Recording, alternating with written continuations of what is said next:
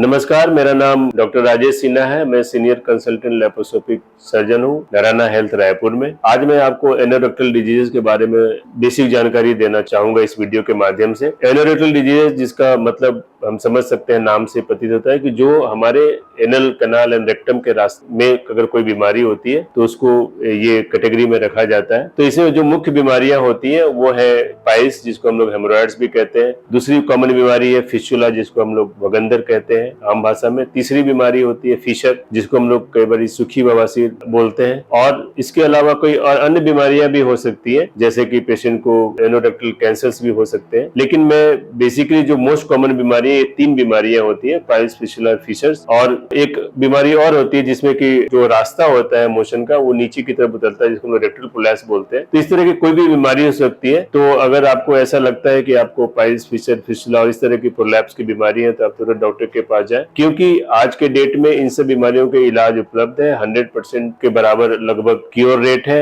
और आजकल टेक्निक ऐसी आ गई है जिसमें कि कोई बहुत ज्यादा चीरा वगैरह नहीं देना पड़ता है। तो जैसे कि एक नई टेक्निक है लेजर सर्जरी। तो लेजर सर्जरी में हम लोग कोई चीरा नहीं देते और उस लेजर के माध्यम से इन सब बीमारियों को ऑपरेशन करते हैं। तो उसमें पेशेंट को काफी ज्यादा बेनिफिट रहता है और पेशेंट को तकलीफ कम रहती है ऑपरेशन के बाद। तो इस तरह की कोई भी बीमारी हो जो कि आपको लगता है तो आप तुरंत अपने किसी अच्छे सर्जन से या किसी अच्छे अस्पताल में जाकर दिखाएं और तुरंत ही उसका इलाज करवाएं।